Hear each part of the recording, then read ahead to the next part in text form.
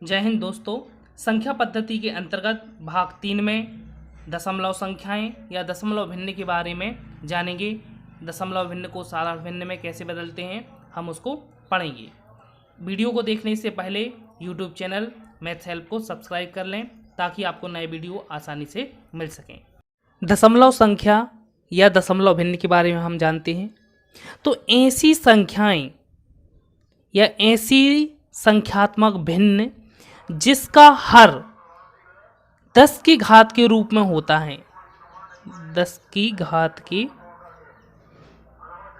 रूप में, और यदि हर में 10 है या 10 की घात के रूप में कोई भी संख्या विद्यमान है तो वह संख्या दशमलव भिन्न कहलाती है, दशमलव संख्या कहलाती है। जैसे कि उदाहरण देख लेते हैं हम 3/10। 3 के बटे में क्या है 10 है, मतलब हर में कितना है 10 है। और देख लेते हैं 100 है तो 100 को हम क्या लिख सकते हैं 10 का वर्ग। इसी तरीके से अन्य संख्याएं। तो यदि हम 3/10 है, यदि हम इसको दशमलव के रूप में लिखना चाहें यदि इसको तो कैसे लिखेंगे, हम इसमें क्या करेंगे भाग देंगे 3 में किसका 10 का, तो भाग नहीं जाएगा तो दशमलव रखेंगे तो 0 जाएगा और 10 दिया 30। तो इस तरीके से हमें क्या मिल जाएगी दशमलव संख्या 0.3। दशमलव भिन्न को साधारण भिन्न में बदलना। तो दशमलव भिन्न मतलब ऐसी संख्याएं जिसमें क्या होता है दशमलव मौजूद होता है तो वो दशमलव भिन्न या दशमलव संख्याएं कहलाती हैं। और ऐसी संख्याएं जिनमें दशमलव नहीं होता वो साधारण भिन्न या साधारण संख्याएं कहलाती हैं। हम इसको एक उदाहरण के माध्यम से समझते हैं। उदाहरण है 3.64। अब इस दशमलव भिन्न को या दशमलव संख्या को हमें किसमें साधारण भिन्न में बदलना है तो हम इसको नियम भी समझते चलते हैं।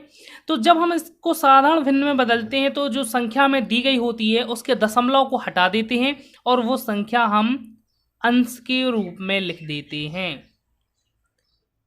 और उसके हर में उस दशमलव के स्थान पर हम 1 लिखते हैं और उस दशमलव के बाद जितनी संख्याएं होती हैं, जितने अंक होते हैं उनको हम गिनते हैं 1 2। यहाँ पे 2 अंक हैं तो उस 1 के बाद हम हर में 0 रख देते हैं। इस तरीके से 364/100 क्या मिल जाती है हमें एक साधारण भिन्न प्राप्त हो जाती है 0.000056।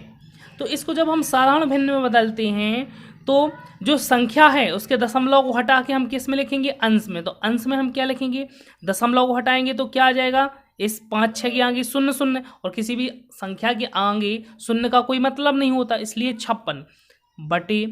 अब हम यहाँ दशमलव के स्थान पे हमने 1 मान लिया है, 1 लेके चलते हैं और दशमलव के बाद कितने अंक हैं 1 2 3 4 5 अंक हैं तो हम 5 0 रख देंगे, 3 4 और 1 5 साधारण भिन्न प्राप्त हो जाते हैं। सरल करो 1.38 बटे 2.53 और दूसरा प्रश्न है 0.25 बटे 0.0125।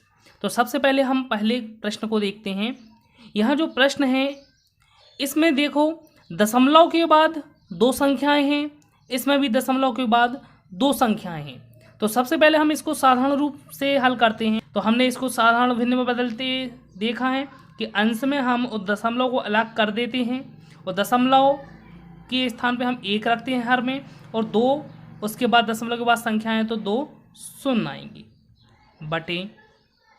यहाँ पे देखते हैं दशमलव को अलग रख देते हैं बटे। अब दशमलव के स्थान पर हम 1 रखते हैं और उसके बाद 1 2 अंक हैं तो 2 0 रख देते हैं। अब यहाँ देखते हैं यदि हम 138 बटे यहाँ पे 100 है, इस भाग को यदि हम गुणा में परिवर्तित कर दें तो ये संख्या क्या होती हैं पलट जाती हैं तो 100 बटे 253 हो जाएगा। यहाँ देखें 100 से 100 कट जाएंगे यहाँ तो क्या मिल जाएगा 138 बटे 253 हमें मिल जाता है। तो यहाँ से हमें एक नियम प्राप्त होता है कि यदि संख्या में दशमलव के बाद अंश व हर में अंकों की संख्या समान होती है तब हम उन संख्या को साधारण भिन्न में दशमलव को हटाकर लिख सकते हैं। अब यदि हम इसके दूसरे प्रश्न की चर्चा करें कि यहाँ पे दशमलव के बाद 2 संख्याएं हैं लेकिन यहाँ दशमलव के बाद 4 संख्याएं हैं, तो इसको भी हम पहले हल करते हैं साधारण तरीके से, फिर नियम पर पहुँचेंगे। देखते हैं इसको हल करते हैं।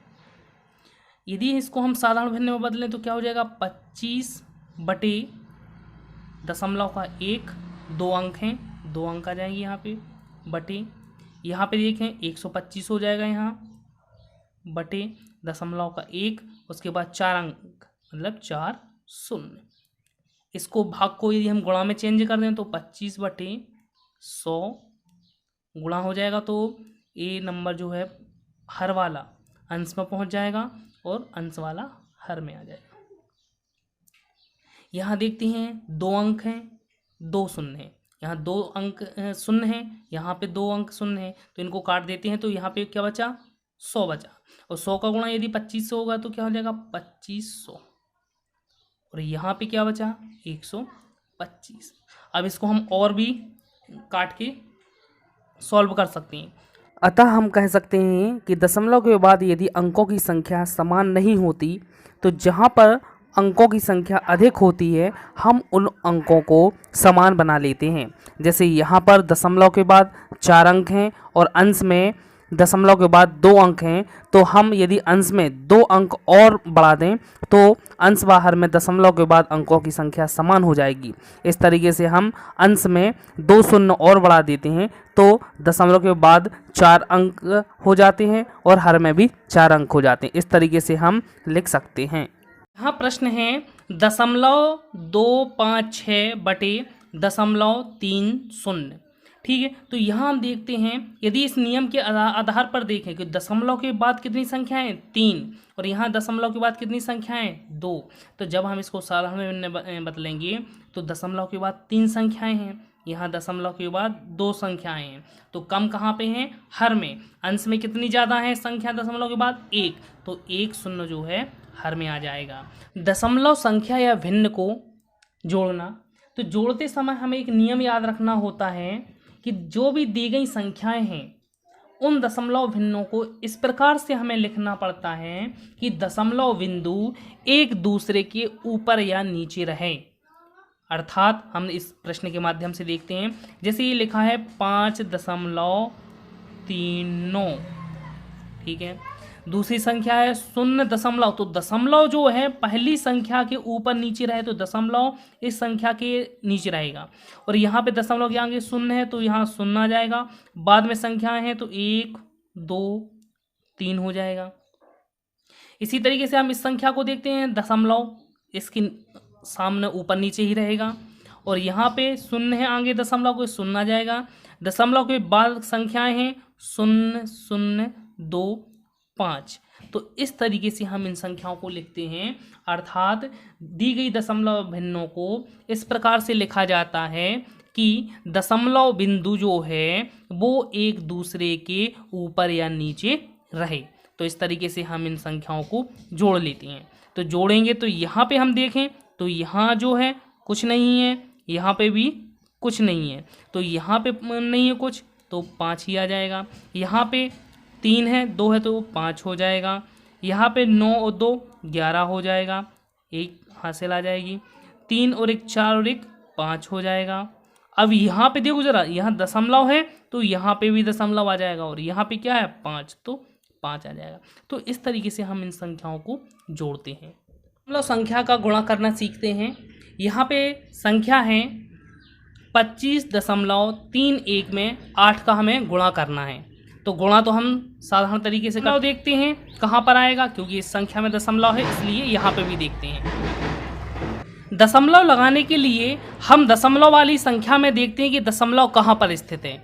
तो इस दशमलव वाली संख्या में देखते हैं 1 2 अंकों के पहले क्या लगा हुआ है, दशमलव लगा हुआ है, इसलिए हम जो हमें गुणा के बाद संख्या प्राप्त हुई है उसमें भी हम 2 अंकों के पहले मतलब 1 और 1 2, तो 2 अंकों के पहले यहाँ पे क्या कर देते हैं, दशमलव लगा देते हैं। तो इस तरीके से हम दी गई संख्याओं में गुणा करने के पश्चात दशमलव लगाते हैं। एक उदाहरण को और देखते हैं। यहाँ प्रश्न है 6.785 गुणित 3.09। यहाँ पे दोनों संख्याएं दशमलव वाली संख्याएं।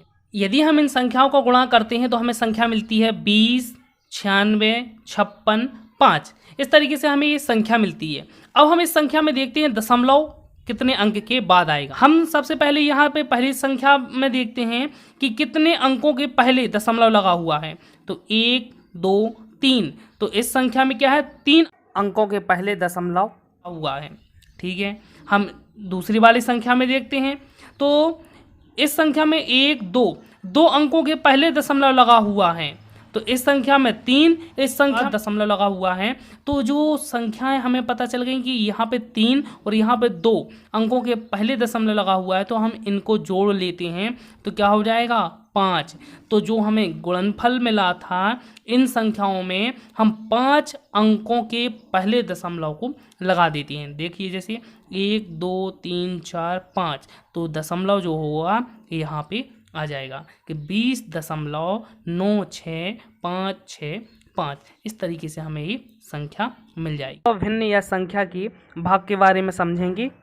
तो सबसे पहले तो जो दशमलव हमें भिन्न या संख्या दी गई होती है उसमें हमें दशमलव को ध्यान में ना रखते हुए सबसे पहले तो उस संख्या से हमें क्या करना है, भाग देना है। उसके बाद हम जो दशमलव वाली संख्या है उसमें अंकों के पहले देखते हैं कि कहाँ पर दशमलव लगा हुआ है। तो जैसे कि हम एक उदाहरण के माध्यम से देखते हैं। यहाँ पे संख्या है 221 में हमें 17 से भाग देना है। तो सबसे पहले तो हम इस संख्या में दशमलव को हमने हटा दिया अभी और हम क्या कर रहे हैं, 17 से भाग दे रहे हैं, हमें मिल गया। अब हमें इस 13 में क्या लगाना है, दशमलव लगाना है कि दशमलव कहाँ पर आएगा। तो हम सबसे पहले तो जो संख्या थी दशमलव वाली उस पर हम ध्यान देते हैं कि इस संख्या में दशमलव कितने अंकों के पहले है। देखिए जरा, 1, 2, 3 अंकों के पहले क्या लगा हुआ है, दशमलव लगा हुआ है। इसलिए हमें जो भागफल प्राप्त हुआ है उसमें भी 3 अंक चाहिए दशमलव लगाने के लिए। 1, 2 तो हैं लेकिन तीसरा नहीं है, इसलिए हम शून्य को बढ़ा लेते हैं और 1, 2, 3 अंक हो गए, इसलिए हम यहाँ पे दशमलव लगा देते हैं। इस प्रकार से हमें यह संख्या भागफल के रूप में प्राप्त हो जाती है। एक उदाहरण को और देखते हैं। यहाँ दूसरा प्रश्न है 0.0252 में 0.018 से हमें क्या करना है, भाग देना है। तो हम यहाँ पे देखते हैं, इसको लिखते हैं कि 0.0252 में हमें भाग देना है 0.018 से। तो सबसे पहले हम इस तरीके से जब प्रश्न होते हैं तो उनको दशमलव को हटा लेते हैं। तो दशमलव को किस प्रकार से हटाएंगे, मतलब इस दशमलव भिन्न को हम साधारण भिन्न में बदलते हैं। जैसे कि हम पहले सीख चुके हैं कि दशमलव के बाद कितने अंक हैं, यहाँ पे 1, 2, 3, 4 और हर में कितने हैं दशमलव के बाद 1, 2, 3। तो हमने बताया था जब हम इसको साधारण भिन्न में बदलते हैं तो हम इसके दशमलव को हटा देते हैं, इसके भी दशमलव को हटा देंगे। अब यहाँ पे दशमलव के बाद 4 अंक थे अंश में, हर में 3 थे। तो कम कहाँ पे हैं, हर में, और अंश में कितने हैं, 4 हैं, तो 1 अधिक हैं। इसलिए हम हर में 1 शून्य को बढ़ा देते हैं। पहले भी हम ये सीख चुके हैं। अब इसको हमें भाग देना है तो भाग दे लेते हैं, हम गुणा कर लेते हैं अभी। ठीक है, तो यदि हम इसमें 180 का भाग देंगे तो नहीं पता है, इसलिए यदि एक यहाँ पे शून्य है तो यहाँ पे हम दशमलव लगा सकते हैं। तो यहाँ पे हम कह सकते हैं कि 25.2/18। अब हम इसमें क्या करते हैं, भाग देंगे। और हमने भाग बताया था कि भाग देते समय हमें दशमलव को सबसे पहले तो हटा लेना है, दशमलव को ध्यान में नहीं रखना और भाग देना है। अब हमें दशमलव वाली संख्या में देखते हैं कि दशमलव कितने अंकों के पहले है। तो 1 अंक के पहले दशमलव था, इसलिए 1 अंक के पहले यहाँ दशमलव हो जाएगा। तो इस तरीके से हमें क्या मिल जाएगा, 1.4।